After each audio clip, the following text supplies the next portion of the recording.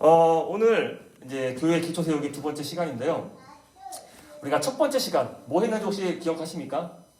바로 이제 교회 정치 원리를 우리가 한번 살펴봤습니다. 교회의 머리는 주님이시다. 기억하십니까? 교회의 머리는 주님이세요. 그래서 교회는 오직 주님의 통치를 받아야 합니다. 네. 모든 교회는 이같이 동일한 신앙 고백을 갖습니다. 할렐루야. 네, 오직 교회 머리는 주님이시다. 자, 그렇다면 how? 어떻게 교회가 주님의 통치를 받을까요? 그 방법은 각각 다릅니다. 여러분들이 다녔던 교회에서는 어떻게 주님의 통치를 받았습니까? 어떻게 교회가 결정하고 운영되어졌습니까? 담임 목사님이 기도하고 응답받고 결정하면 그것이 과연 주님의 통치일까요? 자, 그래서 오늘 두 번째는 이 교회는 어떻게 주님의 통치를 받는지를 함께 우리 말씀을 나누기를 원합니다. 먼저 여러분들에게 좀 양해를 부탁드리는 것은 이게 설교 시간에 왜 딱딱하게 왜 교회 정치를 나눌까? 아니 성경 본문을 강의하고 깊은 묵상과 적용을 나눠야지. 교회가 무슨 정치를 이야기하고 기도하고 전도하기 힘써야지. 응? 우리 아들 아빠보다 목소리가 더 커요. 저 우리 도와주세요.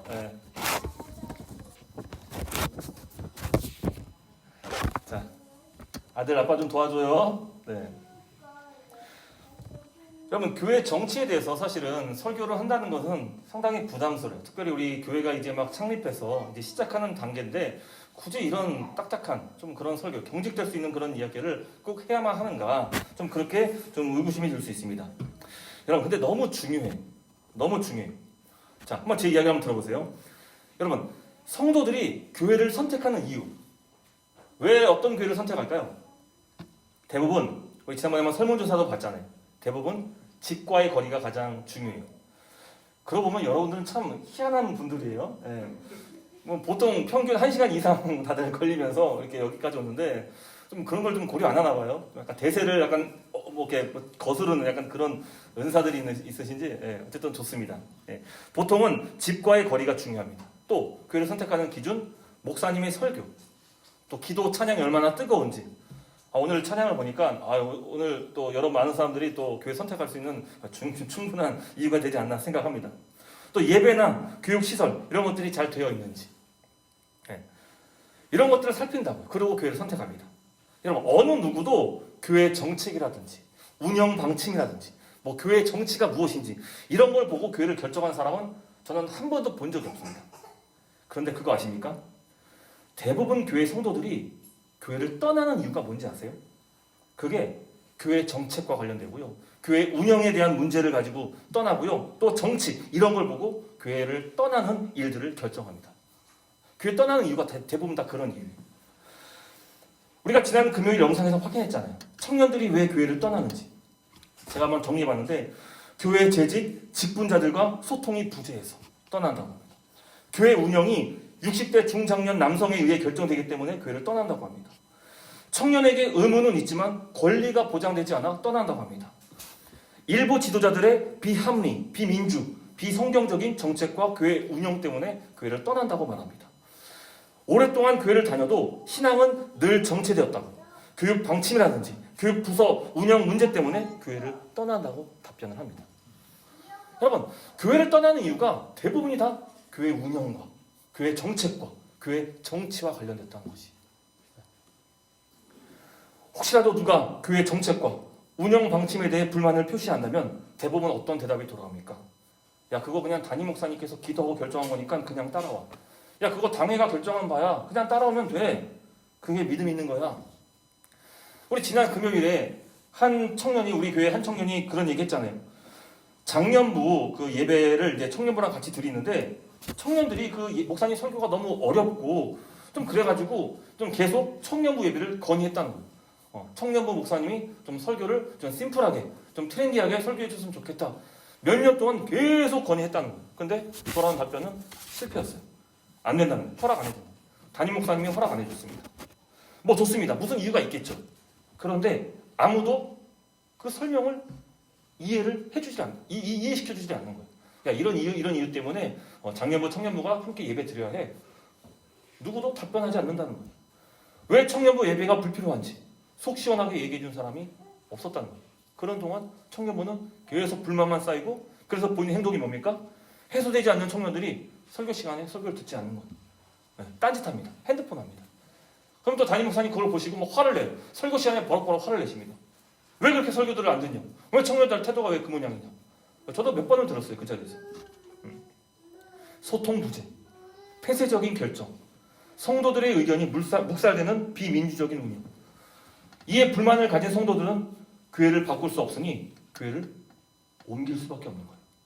교회가 안 바뀌니까 내가 떠나는 거예요. 대부분 교회에 남겨진 사람들은 어떤 사람입니까? 교회를 바꾸려고 하는 마음이 전혀 없어요. 그냥 그러려니 억지로 다니는 거예요. 참고 다니는 거예요. 여러분, 이렇게 억지로 참고 교회를 다니는 것이 과연 주님의 뜻일까요?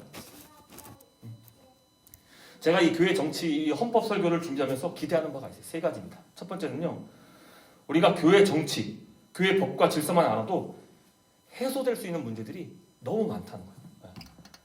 교회가 어떻게 운영되고 어떻게 결정되는지를 알기만 해도요, 많은 것들이 해소가 될 수 있어요. 아, 이래서 교회가 이렇게 결정을 내렸구나. 아, 이런 문제 때문에 이렇게 결정을 내린 것이구나. 성도들이 이해할 수 있습니다. 교회는 엄연히 주님의 다스림과 이에 따른 법과 질서가 있습니다. 또 교인의 의무와 권리, 이것이 무엇인지 스스로 살피고 그대로 행하는 것, 이런 태도들. 직분자의 직무는 무엇인지, 또 교회가 어떻게 운영되는지. 교인들이 기본적인 교회 질서만 알아도 지금보다 교회는 훨씬 더 건강해질 수 있습니다. 두 번째입니다. 하나됨, 공동체를 이루는데 큰 힘이 됩니다. 여러분, 그동안 교회는 세속주의, 이기주의가 침투해서 나쁜 영향을 끼쳤습니다. 하지만 저번에 살폈듯이 교회는 본질적으로 그리스도 안에서 한 몸이 된 공동체. 이제는 여러분, 하나님께서 맺으신 것을 억지로 찢어질 수가 없는 거예요. 우리는 한 몸이에요. 주님의 뜻으로 정한 법과 질서를 지키면 공동체는 더욱더 하나됨을 지킬 수가 있는 것이. 건강하고 성경적인 교회 운영 때문에 교회 안은 더욱더 하나됨으로 풍성할 수 있는 것이죠. 마지막 세 번째, 이게 가장 중요한데요. 제가 교회 정치, 헌법 설교로 기대하는 바, 제일 중요해요. 건강하고 성경적인 교회 운영 때문입니다. 저는 우리 선의회 교회가 시작부터 정말 주님의 뜻대로, 주님의 통치를 받는 그런 교회가 되기를 간절히 소망하는 거예요. 그래서 조금 시작도 좀 남달랐던 거예요. 어떻게 하면 더 주의 통치를 우리가 받을 수 있을까? 어떻게 하면 이 머리 대신 주님께서 말씀하신 바대로 우리 몸 지체들이 따라 행동할 수 있을까? 이것을 많이 고민하고 이런 것들을 하나둘씩 적용하려고 시도를 했었죠. 한국 교회가 부패하고 세속화 되었다는 말을 많이 듣습니다. 그 말은 예배가 부패했다는 게 아니에요. 설교가 잘못됐다는 내용이 아닙니다. 바로 교회 정치, 교회 운영이 잘못됐다는 것을 지적하는 겁니다. 부패한 교회, 정치와 운영의 특징을 보면요, 폐쇄적이에요. 투명하지 않습니다. 그리고 계급적이에요. 그리고 매우 불합리합니다. 이 말은 한마디로 표현하자면 성경적이지 않은 거예요. 여러분, 성경 주님 말씀은요, 주님의 뜻은요, 결국 그런 것이 아니에요. 폐쇄적이라, 모든 것을 감춰라, 숨겨라, 누군가 들키지 않게끔 조심히 조용히 모든 일을 결정해라. 자, 두세 사람 따로 모아가지고 암암리에 이런 것들을 진행하라. 결국 그렇게 주님은 말씀하지 않으세요. 담임 목사님이 기도원 갔다 오시면 교회 모든 방향이 막 바뀌어요. 막 없던 일이 막 생기고 막 있던 일이 막 없어지기도 하고. 주님께 은혜 받았으니까 그대로 하는 것이 주님의 뜻이라는 것이죠.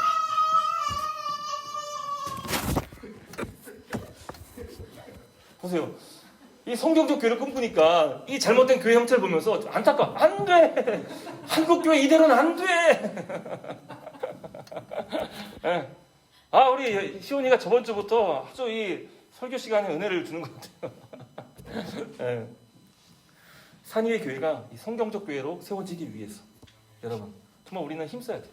그래서 좀 어렵고 딱딱하고 좀 경직될 수 있지만 그러나 좀 함께 좀 했으면 좋겠습니다. 자, 산위의 교회는 성경적 교회를 이루기 위해서 세워졌습니다. 여러분, 이 사실 믿으십니까? 산이의 교회가 꿈꾸는 성경적 교회는 크게 두 축이 있어요. 첫 번째는 한 몸, 하나님을 갖고 서로 사랑할 수 있는 그런 공동체. 우리는 이걸 꿈꾸는 거예요. 주님께서 우리를 부르시는 것은요, 한 몸 되는 서로 사랑하게 하시려고 우리를 불러주셨습니다. 자, 또 다른 한 축은요, 바로 주님의 통치와 다스림을 받는 교회인 거예요. 아무리 우리 안에 좋고 아무리 우리 안에 침묵이 다져도요, 그것이 주님의 뜻과 거리가 멀다면 잘못될 수가 있는 거예요. 우리는 오직 주님께서 이 땅에 교회를 세우신 바 그 목적 아래서 그분의 뜻을 하늘에서 이루어진 것처럼 이 땅 가운데 이루어가는 그런 삶을 살아야 하는 것이죠. 정말 이 땅에 주님께서 살아계셨다면 그분은 이렇게 행동했을 거예요. 그분은 하나됨을 위해 이렇게 힘쓸 거예요. 그렇잖아요. 자기의 생명을 내어주시면서 우리를 사랑하신 주님께서 여러분 이 교회를 얼마나 사랑하실 것이며 그분께서 우리에게 무언가를 다 준 거죠. 생명을 줬는데 뭘 더 못 주시겠습니까? 우리는 이 같은 주님의 가르침과 행동을 본받아서 우리는 그런 교회를 이뤄가야 하는 것입니다. 할렐루야. 여러분 이렇게 건강한 교회, 운영, 이런 정치, 이것은 이 주님의 통치와 다스림을 받는 것. 이 같은 방침은요, 제가 만들어낸 게 아니라 이것은 믿음의 선조들이 정한 바입니다. 그래서 이 벨드 신앙 고백서 30조는 참된 교회는 우리 주님께서 가르치신 영적 질서를 따라 운영되어야 한다고 믿는다. 또 장로교 표준 신앙 고백 문서인 웨스트민스터 신앙 고백서 30장 1항 교회의 왕이며 머리이신 주 예수께서는 교회 정치를 정하여 교회 직분자들의 손에 맡기셨다. 이렇게 우리 신앙 고백을 하고 있는 것이죠. 교회 정치는 물론 절대 진리는 아니에요. 하지만 성경 66권을 기초로 그 원리를 가지고 정한 바입니다. 그래서 우리가 존중해야 하는 것이. 우리 신앙 선조들은 교회가 정한 법과 질서를 따르는 것을 경건의 행동이라고 믿었습니다. 하지만 모든 교단 교파가 똑같은 종류의 정치 행태, 정치 제도를 갖고 있는 것은 아닙니다. 달라요. 혹시 기억하십니까? 교단 교파가 나뉜 이유 세 가지를 들었죠. 첫 번째가 신학의 강조점 차이 때문에, 두 번째가 성례의 차이, 그리고 세 번째가 뭡니까? 바로 정치의 차이예요. 지나가는 거예요? 이해해 주세요. 우리 지현 씨 이해해 주세요. 우리 매주 이래요? 낯선 거 아니에요. 우리는 항상 이래요. 괜찮죠? 괜찮죠? 뭐 교회 떠나거나 그런 거 아니죠? 자, 다시 넘어가서 이 세 가지 차이 때문에 교단 교파가 나뉜다고 얘기했어요. 이 세 번째 정치의 차이가 있어요. 정치 차이. 저번에 우리가 밀어놨었죠. 정치 차이는 나중에 가서 한번 살펴보자. 오늘 한번 잠깐 살펴볼 거예요. 오늘 설교는 이 여러 교단의 정치를 아주 간단하게, 깊숙이 따로입니다. 간단하게 살펴보고 성경적 정치 또 운영이 무엇인지를 좀 결론을 내봤으면 좋겠습니다. 자, 일반적으로 교회 정치는 크게 세 가지로 나뉩니다. 아마 다 아실 거예요. 들어보셨을 거예요. 감독 정치, 회중 정치, 그리고 장로 정치입니다. 여기에 하나를 더 꼽자면은 혼합 정치의 형태가 있어요. 좀 섞여 있는 거예요. 자, 우선 감독 정치를 살펴보겠습니다. 우리 교회는 감리교단 출신들이 있습니다. 그래서 대표적으로 이 감독 정치는 감리교에서 합니다. 감리교에서 목사는 감독과 목사로 구분됩니다. 그러니까 다른 교단은 그러지 않아요. 근데 감리교만 감독과 목사가 있어요. 근데 그 목사예요. 다른 교파에서는 다 목사로 통일합니다. 그래서 이 감독에게는 목사보다 상위의 권한을 줍니다. 반면 이 장로교, 순복음, 성결교, 목사와 장로의 같은 직분을 보는 거죠. 가장 뚜렷한 감독 정치를 보여주는 집단은 교파는 바로 로마 카톨릭입니다. 가장 높은 권한을 가진 교황, 그리고 대주교가 있고 그 밑에 주교가 있고 그리고 사제가 있습니다. 이렇게 이 피라미드식으로 이게 권한들이 있어요. 쫙 내려오는 것이. 우리가 잘 아는 이 톱다운 방식이에요. 톱다운. 감리교회도 이 목사가 맨 밑에 목사가 있고요. 감리사가 있고요. 연합회장이 있고요. 연합 감독이 있고 그리고 거기에 총대 감독이 있어요. 그래서 감독회장이라고 부릅니다. 물론 이 카톨릭에 비해서는 이 감독회장은 교황과 같은 건 절대적인 권위를 갖고 있는 것은 아니에요. 권한이 확실히 약화됐습니다. 그리고 선출을 통해서 의회에서 결정으로 이제 이 감리사든지 이렇게 감독 의회들이 다 뽑힙니다. 어쨌든 감독 정치에서 이 상위 조직과 하위 조직 구분이 있으며 권한도 차이가 좀 있어요. 그래서 우리가 쉽게 이해하기 쉽게 이제 중앙 집권 체제다 이런 거에 가까운 정치다 이렇게 보시면 될 것 같습니다. 자, 또 다른 정치 체제는 이 회중 정치입니다. 대표적인 회중제는 이 교파는 이 침례교회죠. 침례교회. 그래서 이 자율성과 이 민주 정치 이 두 개념을 기초로 해요. 그래서 각 개교회의 성도 개개인에게 권한을 줍니다. 그래서 이 회중 정치의 특징은 어떤 상위 조직의 이제 관할의 통치를 받지 않습니다. 어떤 구속력도 받지 않아요. 그 교단에서 결정을 따르지 않아도 됩니다. 그냥 각 교회에서 개교회에서 정한 바, 그 성도들이 회중들이 정한 바를 그대로 옮기면 되는 것이. 물론 침례 교파도 다른 교파처럼 이 상위 조직은 있습니다. 그러나 이 감리교회처럼 수직적인 관계가 아니라 수평적이고 협동적인 그런 관계입니다. 중요한 것은 회중교회는 감독 정치와 반대로 특정 개인에게 권한을 주지 않습니다. 개개인에게 권한을 주는 민주적인 운영을 하는 것이 특징입니다. 자, 마지막 살필 정치는 장로교회 정치입니다. 이 장로교회는 그리스도께서 교회의 머리시고 통치자이심을 아예 신앙 고백서로 딱 분명히 합니다. 그리스도는 교인 개개인에게 자신의 권한을 주셨고 대의인들은 투표를 통해 교회 운영 권한을 장로에게 위임하는 그런 정치 제도를 갖는 것입니다. 그러니까 흔히 말하자면 대의 민주주의라고 생각하시면 돼요. 우리나라 한국 정치와 똑같아요. 네, 똑같습니다. 장로 정치의 가장 중요한 기관은 치리회입니다. 치리회. 세 가지 치리회가 있는데요. 당회가 있고 노회가 있고 총회가 있습니다. 이 각 교회에 존재하는 당회, 여러 교회 연합으로 이루어진 노회, 그리고 전체 교회의 총회로 이렇게 구분을 합니다. 이 당회, 노회, 총회는요 모두 장로와 목사들로만 구성이 됩니다. 그래서 영적인 다스림을 행하는 치리회로 구성이 되는 것이죠. 그리고 당회, 노회, 총회는 모두 의장이 있어요. 네. 여러분 이거 다 외우라는 거 아니에요. 그냥 한번 들어보시면 돼요. 네. 이렇게 스트레스 받지 마세요. 저를 원망하지 마세요. 한번 슬쩍 넘어가는 거예요. 그래서 이 각 치리회의 의장은 이제 뭐 당회장, 노회장, 또 총회장 이렇게 구분하는 거예요. 하지만 이게 이름만 들으면 딱딱하잖아요. 회장. 네. 그래서 뭐 어떤 목사님들은 그 주보에다가 담임 목사라는 표현 쓰지 않고 이제 당회장이라는 표현을 써요. 근데 이건 당회장이라는 따서 이 당회장을 표기하는 것은 참 잘못된 거예요. 왜냐하면은 이 당회장이라는 것은요 당회 그 의회 모임이 있을 때만 임시적으로 있는 그 직분인 거예요. 당회장이라는 것은. 그러니까 상시적으로 있는 것이 아니라 딱 당회 모임을 있는 그 그때만 당회 모임이 있을 때만 당회의 의장 역할을 맡는 것이. 그래서 담임 목사라는 표현이 훨씬 더 맞는 표현이지. 자, 어쨌든 이 모두 의장이고요. 이 각 치리회 의장은 회의를 진행하고 결정하도록 돕는 역할을 합니다. 누구도 자신의 권한으로 교회를 결정하지 않고 다수가 소집된 회의 결과로 결정을 내리는 것입니다. 네, 이게 특징이에요. 자, 그렇다면 순복음은 어떤 정치 제도일까요?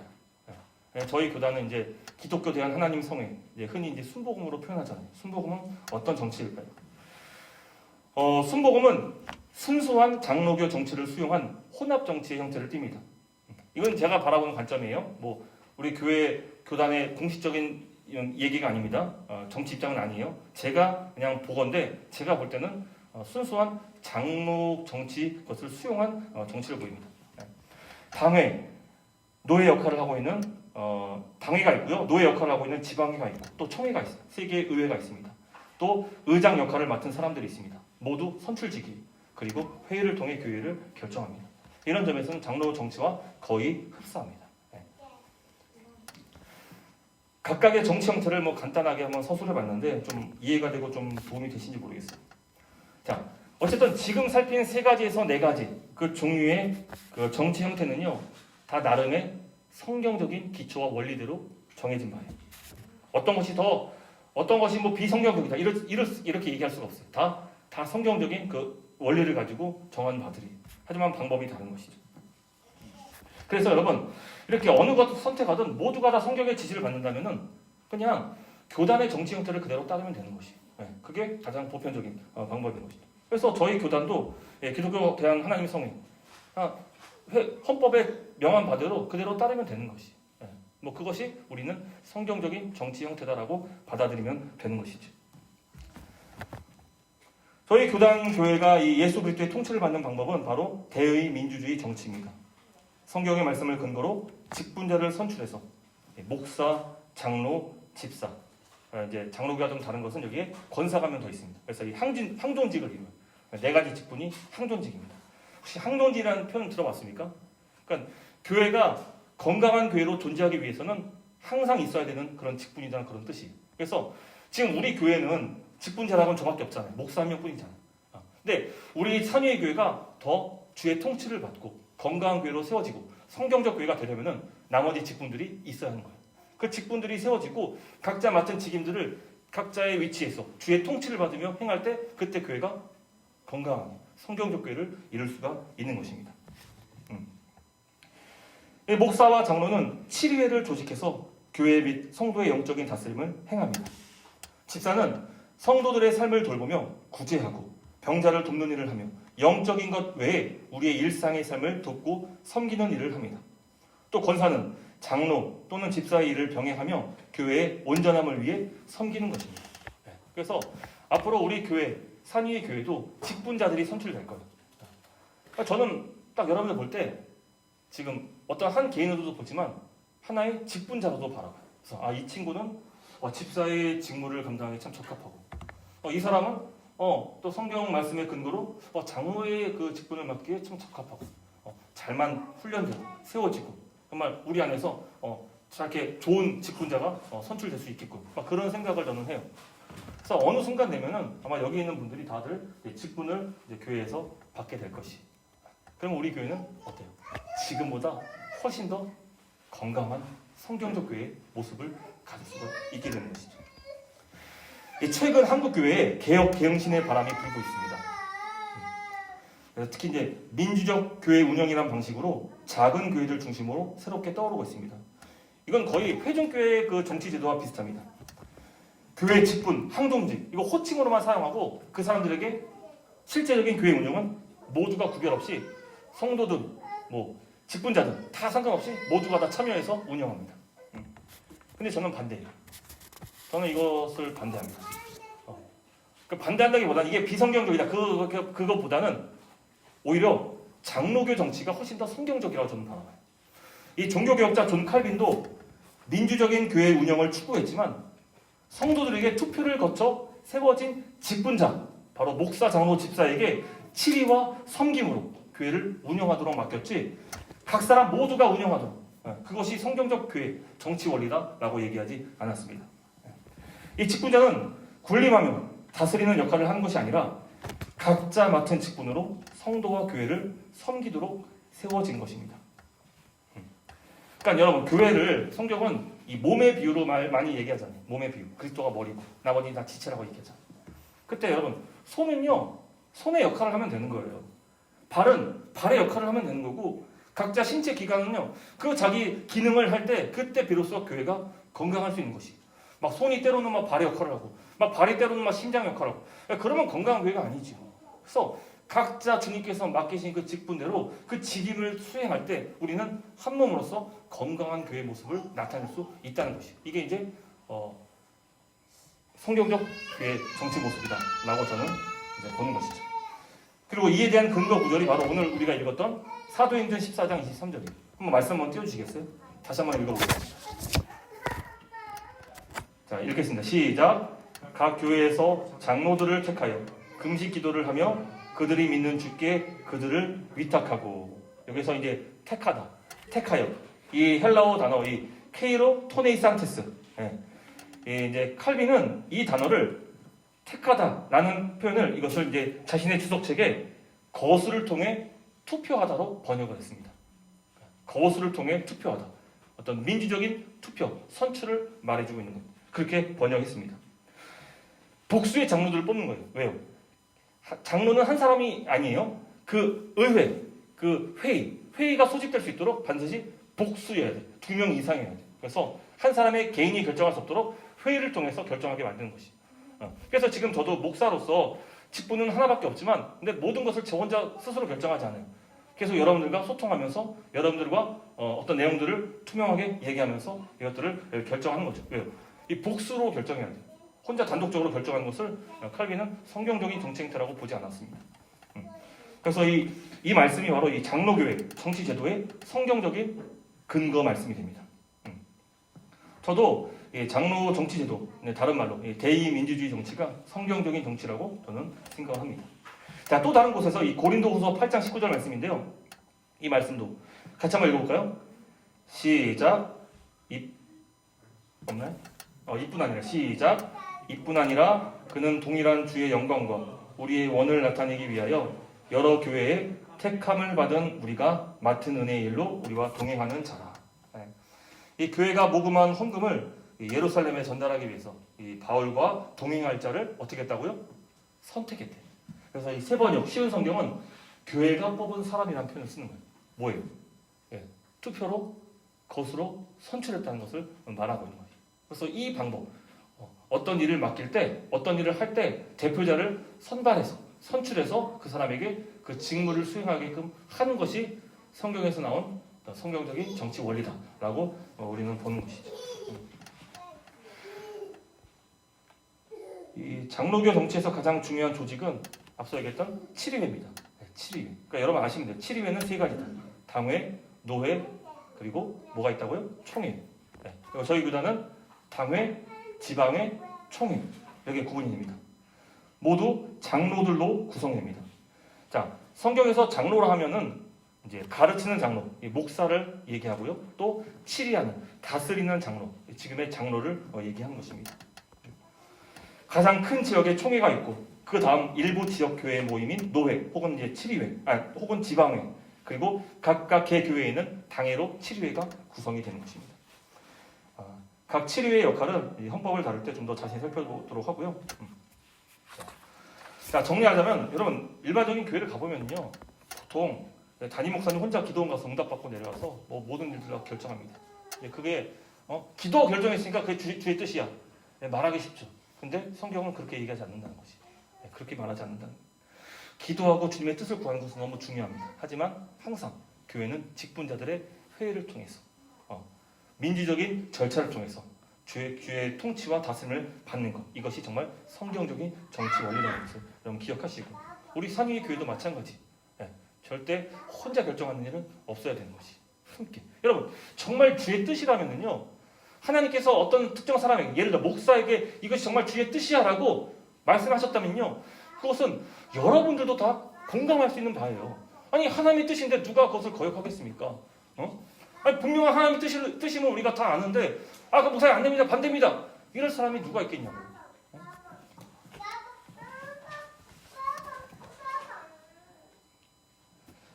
교회는 각각 의회를 두어 민주적인 회의로 의사결정을 해야 합니다.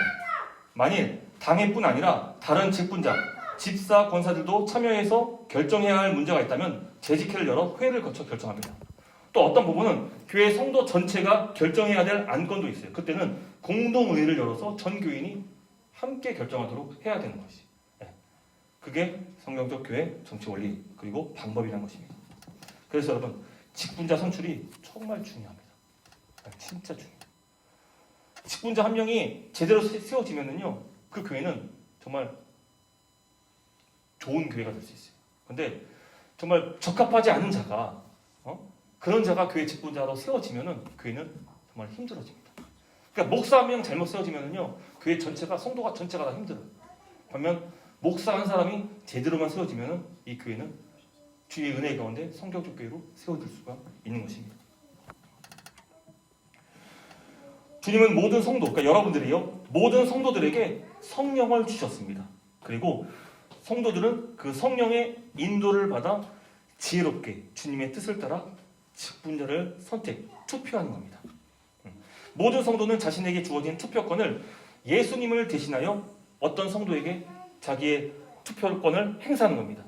그래서 우리 실제로는 이게 민주주의 정치라고 얘기하지만 실제로 말하자면 우리는 우리의 의사를 가지고 뽑는 것이 아니라 주님이라면 이런 사람에게 직분을 맡기실 거야 라는 그런 생각을 가지고 그 사람에게 투표권을 행사하는 거예요. 그래서 이런 교회 운영은 민주적인 운영 절차라고도 할 수 있지만 오히려 신주주의다라고 얘기할 수 있는 거예요. 주님께서 주인 되는 정치. 주님이라면 이런 사람을 세울 거예요. 성경 말씀은 이런 사람을 꼽으라고 얘기했어. 그것을 의식하고 이 사람 내가 마음에 든다고, 이 사람이 나에게 밥을 사줬다고, 이 사람이 나에게 친절하게 대했다고, 그 사람을 선택하는 것이 결코 아니라는 것이죠. 사실 성경은 이 교회를 어떻게 운영해야 되는지를 말해주진 않습니다. 예배를 어떻게 드려야 하는지, 성도의 의무가 무엇인지, 목사의 직무가 뭔지, 교회 재정을 어떻게 사용하는지 명시적으로 얘기하지 않습니다. 하지만 성경학자들은 오랜 시간 교회 운영 원리를 성경에서 찾았고 연구를 했습니다. 또 각 교단 교파는 성경 원리화를 통해 이 교단 헌법을 제정하게 되는 것이죠. 그러므로 각 교회는 소속된 교단의 헌법 규정을 따르므로 주님의 통치, 성경 말씀대로 교회를 운영해야 하는 것입니다. 그리고 교단 교파는 각 교회가 성경적 원리를 갖고 교단 교파가 정한 헌법 규정대로 교회가 운영되는지를 각 교회 단임 목사를 파견해서 교회를 행사하는 거예요. 여러분, 저는요 분명히 산임의 교회 소속 목사예요. 근데 엄밀히 말하자면 저는 산임의 교회 소속이라기보다는 저는 교단 소속 목사예요. 저는 기독교 대한 하나님 성에 그 소속된 목사예요. 그러니까 저는요 교단의 결정에 따라서 어디든지 이 교회를 떠날 수도 있는 거예요. 제가 창립 예배 때 제가 이제 위임식을 하지 않아서 참 안타깝다 하는데 어쨌든 그 교단에서는 저에게 이 산위의 교회 단임 목사로 위임을 해줬어요. 근데 그 위임하는 그 방법이 뭐냐면 바로 교단의 신조와 헌법대로 교회를 운영할 것을 위임하는 거예요. 그래서 각 교회 단임 목사는 그 교단의 헌법과 그 질서 그대로 운영하는 것. 이것이 저의 어떤 소명이다라는 것을 알 수 있는 것이죠. 그래서 이 교단은 이 중책을 아무에게나 함부로 맡기지 않습니다. 여러분, 교회 단임 목사가 어떻게 선출되는지, 임명되는지 혹시 그 과정을 좀 아십니까? 아무나 함부로 목사가 돼서는 안 됩니다. 제가 자주 사용하는 말이 있죠. 한 명의 목회자가 변하면 한 교회가 변할 수 있어요. 이 말은요, 나쁘게 적용하면 한 명의 목회자가 제대로 서 있지 않으면 한 교회가 정말 힘들어진다는 거예요. 목사로 선출되는 그 과정은요, 첫 번째는 이 교단 신학교에서 최소 3년에서 7년 동안 훈련을 받습니다. 두 번째는 이 기간 동안 목사 후보생은 목사 직무에 적합한지 검증을 받습니다. 디모데전서 3장 및 성경 곳곳에 등장하는 목사의 자격, 그것이 정말 이 사람에게 있는지를 검증을 받습니다. 목사의 소명과 자질이 있는지 또 각 교회 단임 목사들에게 검증을 받아요. 그래서 여기다 이제 신학교 다녀보셨던 분들이 있을 거예요. 매 학기마다 담임 목사님께 뭘 요청합니까? 그 추천서라, 그 뭐죠? 그 교회 활동 증명서 이거를 학교에서 보내가지고 담임 목사 사인과 그 평가를 하게끔 이렇게 하는 거예요. 근데 저는요, 만약에 이제 우리 이제 윤재 같은 경우는 신학생이니까 저한테 교회 활동 증명서 이제 써달라고 할 때 이제는 제가 냉정하게 쓸 거예요. 정말 이 사람이 소명이 있는지 없다면은 냉정하게. 제가 볼 땐 이 사람은 다른 일을 하는 게 더 적합할 것 같습니다. 하나 반 주고 왜냐면은 그게 정말 성경적인 직분을 세우는 과정이기 때문이에요. 근데 보통 담임 목사들은 다 그냥 어때요? 그냥 우리 교회 성도니까 다 별 5개 주는 거예요. 막 최고입니다. 멋져요. 짱이에요. 훌륭합니다. 구독과 좋아요. 뭐 이렇게 막 쓴단 말이에요. 근데 이게 그 사람에게 정말 그 직분자로서 소명이 있는지, 그 외적 소명을 발견할 수 있는 그 권한이 목사에게 주어지기 때문에 솔직하게 그것을 이제 써줘야 되는 거예요. 그래서 아닌 사람을 써줘서 목사가 돼서 한 교회를 그 교회가 목사 때문에 힘들어지고 어려워지고 그런 일을 미연에 방지할 수도 있는 거예요. 근데 지금 한국 교회는 거의 그런 형태가 아니죠. 그냥 다 별 5개 주고 별 5개 안 주면 어때요? 교회 떠나니까 목사님이 교회 별 5개를 안 줘가지고 교회를 떠난다 이런 일이 있으니까 겁나가지고 별 5개 쓰는 거예요. 윤정이 지금으로 봤을 때는 제가 볼 때는 별 5개 줄 것 같아요. 근데 이제 협박하는 거죠. 너 좀만 눈 밖에 담아. 농담이고요. 어쨌든 이런 검증의 과정을 거친다는 거예요. 세 번째, 교단 목사 고시를 통과해야 됩니다. 보통 7과목, 8과목 시험도 보고 논문도 통과해야 됩니다. 그럼 목사는 지적 수준이 뛰어나야 합니다. 특별히 신학과, 성경의 조예가 깊어야 합니다. 넷째, 앞선 모든 과정을 통과한 사람은 교단 총회 인준을 받습니다. 그래서 저는 이제 2017년도 교단 정기총회 때 교단 모든 목사님들 앞에서 저는 이제 총회 의장의 동의를 받고 교단 목사로 총회 인준을 받았습니다. 마지막, 총회 인준을 받은 목사는 지방회 주관으로 장로교는 노회죠. 노회 주관으로 목사 안수식을 거행하고 비로소 목사가 됩니다. 저는 2017년도 5월에 이제 목사 안수를 받았죠. 그때 이제 우리 윤정이가 우리 산위교회 대표로 그때 와줬는데 미리 미리 알고 미리 와줬습니다. 그때. 그때 아마 윤정이는 약 1시간 정도 이 목사 안수식을 지켜봤을 겁니다. 하지만 제가 목사가 되기까지 걸린 시간은 총 10년이에요. 10년. 근데 그 10년도 제대로 된 10년이냐? 글쎄요. 저는 뭐 가끔 농담삼아 이런 얘기를 하죠. 야, 나 같은 게 어떻게 목사가 될 수 있을까? 이 한국교회가 부패했기 때문에 나 같은 자도 목사가 될 수 있더라. 정말 한국교회를 위한다면 다시는 나 같은 자는 목사로 세워지면 안 된다. 농담삼아 이게 뭐 진담 반 농담 반을 이렇게 얘기하는데 진짜 그래요. 누구라도 스스로 자기가 포기하지 않은 이상은 다 목사 안수를 줍니다. 그 검증의 과정이 다 무효한 거예요. 불필요한 거예요. 그냥 내적 소명만 있으면 다 그냥 목사 될 수 있는 거예요. 이런 현실은 사실 이 성경적 교회 운영을 하기 참 어떤 어려운 부분이다라고 볼 수 있겠죠. 그래서 지금 많은 신학생들이 지금 신학교 보니까 신학생들이 지금 미달이래요. 미달. 난 차라리 잘 됐다. 괜히 엉뚱한 사람이 교회 목사 돼서 성도 힘들게 하는 것보다 그냥 다른 일을 알아보고 그 일을 하는 것이 적합하다면 다른 길을 찾아가는 것이 훨씬 더 유익하다. 한국 교회를 위해서 더 유익하다라고 생각은 하지만 뭐 저 같은 자도 목사가 됐으니까 뭐 이렇게 말할 수 있는 자격은 없어요. 어쨌든 저는 이런 목사가 돼서 산위의 교회를 세우게 됐고 교단은 제가 한 교회를 주님의 뜻대로 세울 수 있다는 판단 아래 저를 교회 담임 목사로 임명을 한 것입니다. 그럼 어떻습니까? 교회가 법과 질서가 없이 세워질 수 있는 곳이라 생각되십니까? 결코 그렇지 않다는 거예요. 막 임의대로 마음대로 모든 일을 결정할 수 있다? 결코 그렇지 않다는 거예요. 교회는 이렇게 목사 한 명이 세워지는데 이렇게 여러 가지 과정들이 거치는 것처럼 그런 일들이 있어야 한다는 것이. 뭐가 안 돼요? 괜찮아요. 충전을 안 해서 그런 거니까. 괜찮아요. 자, 말씀 맺도록 합시다. 여러분, 저는 산위의 교회가 정말 성경적 교회가 되기를 간절히 소망합니다. 지금은 목사 한 사람뿐이라 여러 제약이 있어요. 가급적 교회의 모든 운영과 결정을 여러분과 함께 하려고 합니다. 그러나 이것은 직분자가 세워질 때까지 그렇게 할 예정이에요. 왜요? 교회는 결코 목사 혼자 단독적으로 운영되는 곳이 결코 아니기 때문입니다. 우리 지난번에 창립 예배를 드렸죠?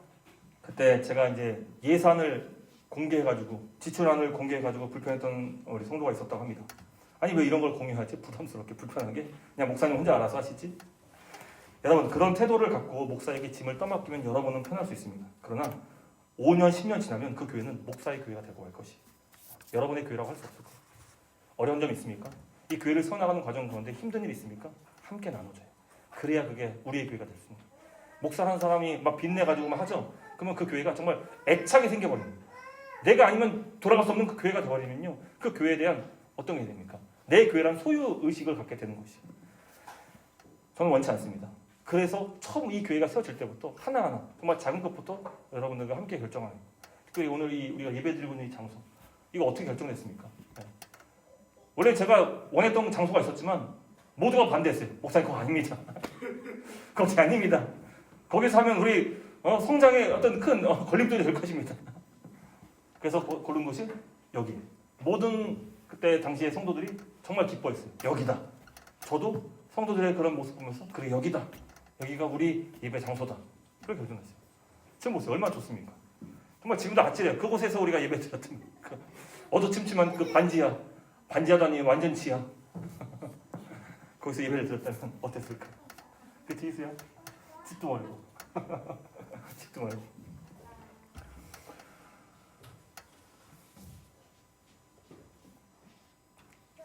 자, 어쨌든 다음 주에 우리가 이제 그다음 헌법을 살필 텐데 우리가 교회가 앞으로 나가야 될 방향 이것을 살펴보기 원합니다. 그리고 저희 최종적인 목표는요, 저희 교회 운영 정관을 갖는 것입니다. 우리 교회 운영 정관. 여러분, 우리 교회 교단은 헌법은요, 나중에 다음 주 보겠지만 그냥 뭐랄까, 그냥 세세하게 기록하지 않았어요. 그냥 널찍널찍, 큼직큼직하게 이제 모든 일을 해놨어요. 이 말은 제가 해석하기로는 그냥 세세하고 좀 디테일한 부분들은 각 교회가 알아서 결정하고 막 그렇게 헌법들을 해놓은 것 같아요. 그래서 교회가 정해야 되는 그런 또 정말 운영 정관이 필요해요. 그래서 이것들을 세우는 것. 1년 안에 이 운영 정관을 세워가지고 정말 모두가 다 이 정관을 공유하고 우리 교회가 이대로 주의 뜻을 따라 교회가 세워지고 운영되는 거다라는 것을 확인할 수 있고, 어떤 누구도 교회 운영 방식에 대해서 불만을 갖지 않고 투명하게, 폐쇄적이보다는 모두 다 함께 결정할 수 있는 그런 교회가 되기를 간절히 소망하고, 또 이렇게 될 수 있기를 여러분들도 함께 또 준비하며 또 세워나갈 수 있기를 간절히 소망해 봅니다. 아멘. 자, 우리 함께 찬양.